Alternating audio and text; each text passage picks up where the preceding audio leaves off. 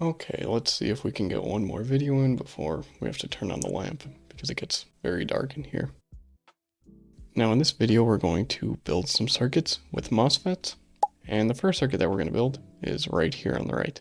Now from the circuit, notice that there's a DC component and an AC component for the gate, and of course we have an N-channel MOSFET, we have some DC voltage VDD, and then some RD. Now we define some current, ID, and what we can say is that VGS is going to be time dependent, where we have this AC component and then this DC component. And we did a similar thing for BJTs, so this should be able to be followed along with pretty easily. Now if we look at the right hand side of the circuit and we're going to do a KVL, we simply say that VDD minus the voltage drop over RD minus VDS, well, that's going to be equal to 0. And now we can recall the characteristic plot from the last video. And we know that as VGS changes, the drain current ID will change. So that allows us to say that the drain current is this drain current that is a function of time. Now if we generalize this characteristic plot, so we simply have different values of VGS, and again we're looking at VDS and ID, or the drain current, well, from our KVL, we can do something called a load line analysis. So from this, we have two conditions. We're going to set the drain current equal to 0, and then VDS equal to 0. Now, if the drain current is equal to 0, VDS is equal to VDD. And if VDS is equal to 0, well then the drain current is equal to VDD divided by RD. So from our load line analysis, we know that we can make some point, call it VDD, from right here. And then we can have some value of VDD over RD, call it right here. So if we connect these dots, and let's see if I can line this up. Almost. We're going to say it's pretty good. Well, where we would have an intersection, if we knew what VGS was, we could determine what our actual VDS and drain current are. Now recall that VGS was this function of t. So let's say that VGG was equal to VGS3. So we're going to be equal to this gate to source voltage, and let that AC component be quite small.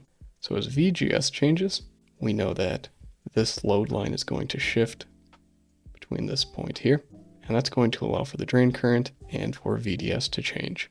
And the average value, that's going to be what we call our Q point.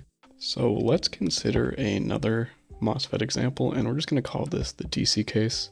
And in this example, it's a little bit different because now we have a resistor off of the source.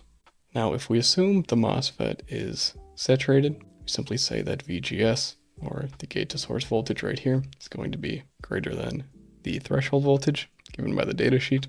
We're going to say that VDS is greater than VGS minus the threshold voltage.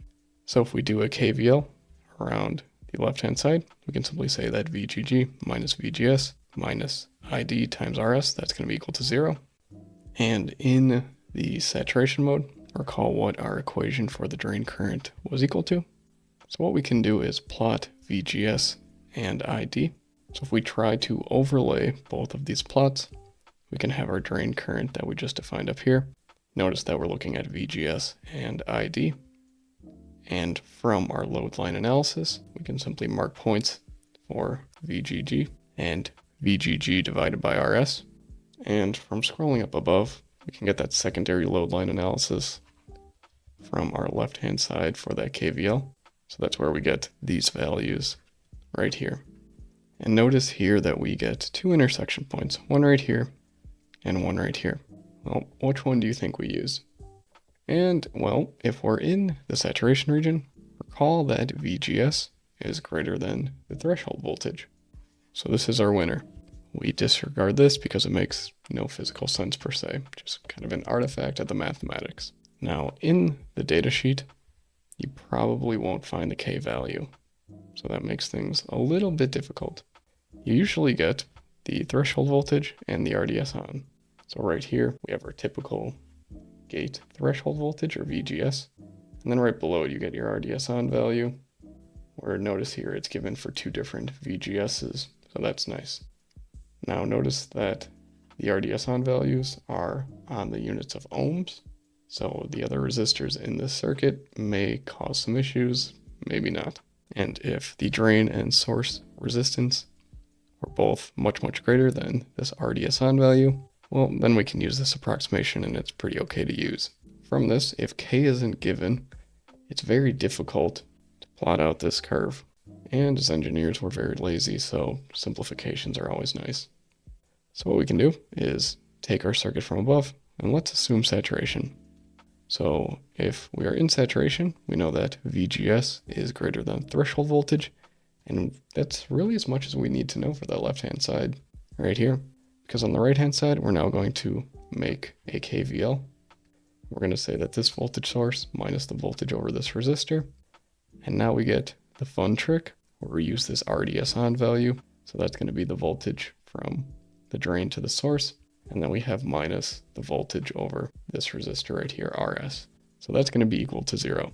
Now if we can make this very nice simplification, we can say that the drain current is simply equal to VDD divided by the sum of all these resistors. And if RD along with RS, if those are much, much greater than that RDSon value, we get this approximation of VDD divided by RD plus RS.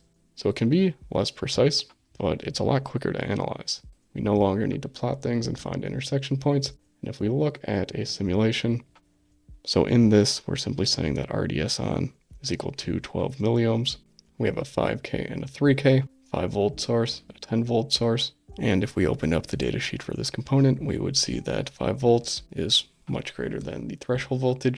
So if that is the case, we simply have 10 volts divided by the sum of this 5K, this 3K, and then this 12 milliohms. And if you do the math on that, you should get about 1.25 milliamps. And you can see that we are just slightly under that. This next tick mark is 1.2498 milliamps. And as always, if you learned anything useful, learned anything helpful, please like, comment, share the video, subscribe.